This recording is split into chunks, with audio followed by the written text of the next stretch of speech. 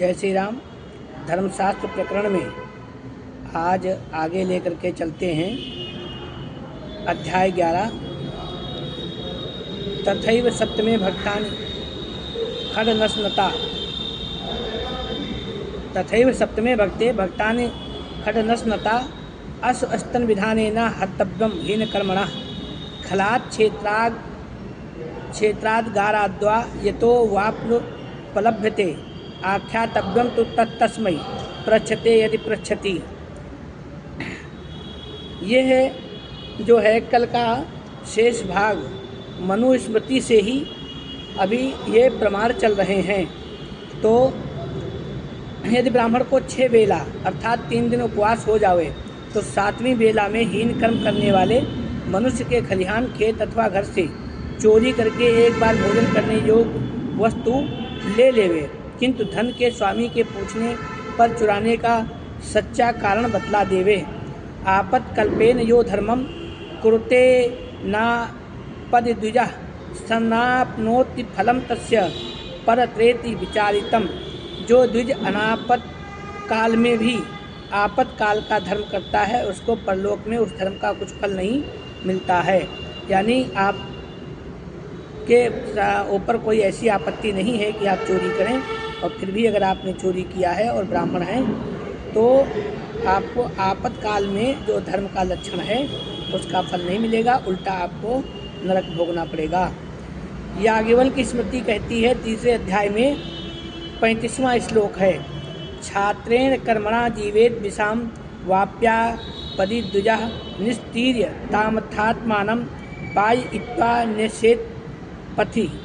ब्राह्मण आपातकाल में क्षत्रिय अथवा वैश्य का कर्म करके अपना निर्वाह करे, किंतु आपत से पार होने पर प्रायश्चित से पवित्र होकर फिर अपनी वृत्ति ग्रहण कर लेवे।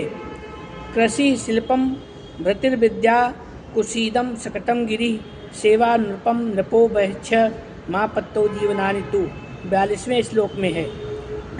आपस्तंभ स्मृति के 8वें अध्याय के 19वें और 20वें श्लोक में इस प्रकार है, आपत्कालम तु विप्रेणा भुक्तम सूद गृहे यदि मनस्तापेन शुद्धेता द्रुपदाम वा सतम जपेत।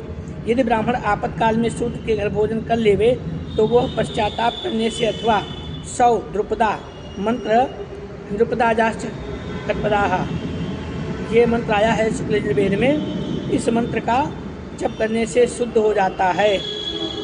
शुक्ल यजुर्वेद के 2य अध्याय में ही आया है,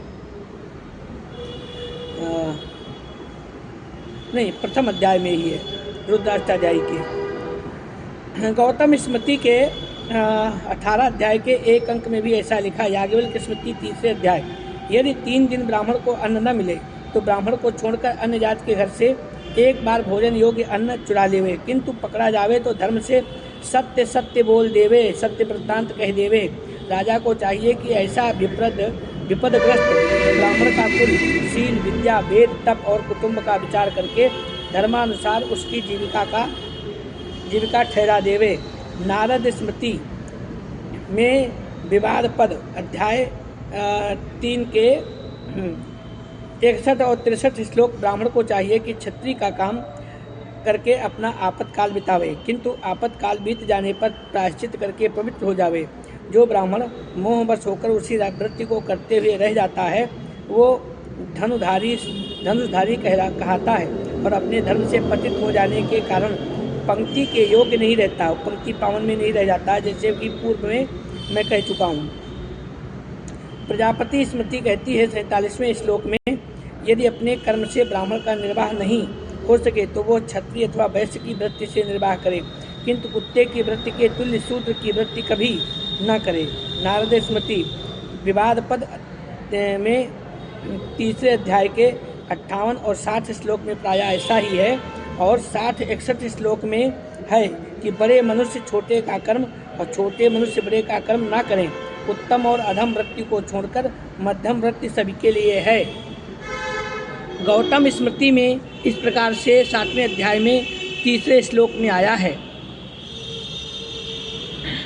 प्राण संशय ब्राह्मणोपि शस्त्रमादीत राजन्यो वैश्यकर्म प्राण जाने के संशय होने पर ब्राह्मण शस्त्र धारण कर अर्थात क्षत्रिय का कर्म और क्षत्रिय वैश्य का कर्म करे।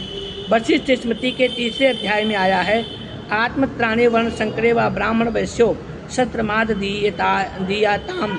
अपनी रक्षा के लिए अपनी अथवा वर्णशंकर होने से लोगों को बचाने के लिए ब्राह्मण और वैश्य को भी शस्त्र ग्रहण करना चाहिए। जो लोग कहते हैं नहीं ब्राह्मण को शस्त्र नहीं ग्रहण करना चाहिए, वो इस बात को सुन लें। ये ब्राह्मण का आपातकाल का धर्म है कि वो शस्त्र ग्रहण कर सकता है।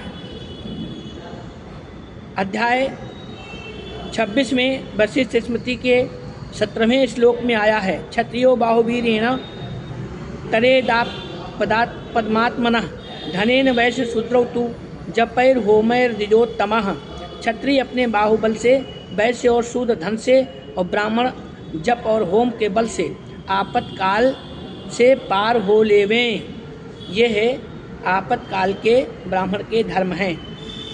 तो यह द्वितीय भाग हुआ। अब अगले कल चलेंगे कि ब्राह्मण के लिए भक्ष्य क्या है और अभक्ष्य क्या है। आज ये विषय वस्तु समाज में बनी हुई है कि ब्राह्मण बहुत कुछ खा रहे हैं, बहुत कुछ पी रहे हैं। तो कल के भाग में बने रहें आप हमारे साथ। कल के भाग में हम ये बताएंगे कि ब्राह्मण को क्या खाना चाहिए और क्या नहीं खाना चाहिए, भक्ष्य क्या है, अभक्ष्य क्या है ब्राह्मण के लिए। इस पर कल का भाग देखें। जय श्री राम।